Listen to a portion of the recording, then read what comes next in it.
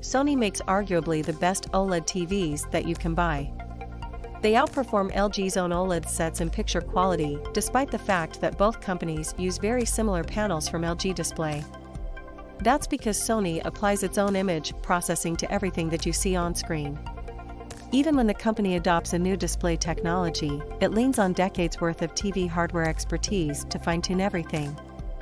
And now that Sony's got a good handle on OLED, it's time for a new challenge, Mini LED. As part of its 2022 TV lineup, which also features one of the world's very first QD-OLED TVs, Sony is introducing its first Mini LED LCD TVs.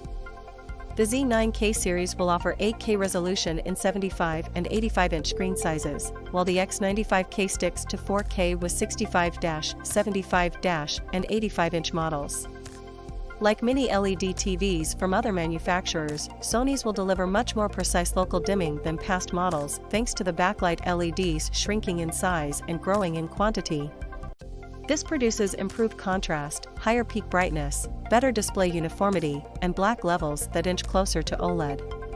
But even with Mini LED's many strengths, sometimes you'll still encounter blooming, which occurs when there's a visible halo around bright objects or text on a dark screen.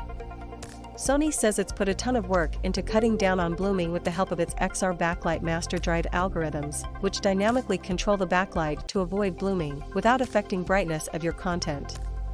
This year, Sony says it has also worked to enhance the depth of the picture on its TVs, applying different processing to near objects and the background. And all of the premium Sony TVs continue to feature the company's very impressive acoustic multi-audio speakers, which means you might actually be able to skip a soundbar. The Z9K has an 85-watt audio system, while the X95K comes in slightly lower at 60 watts.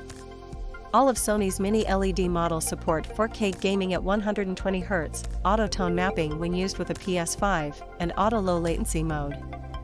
And Sony is finally shipping variable refresh rate support on these TVs at launch out of the box, no future firmware update required. Hopefully this is a sign that VRR support is nearing on the PS5 console as well.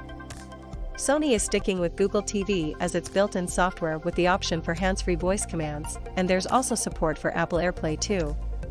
TCL led the Mini LED trend among TV makers, but since then Samsung, LG, and now Sony have switched to the same backlighting technique as they look to bridge the gap between traditional LCD TVs and OLED.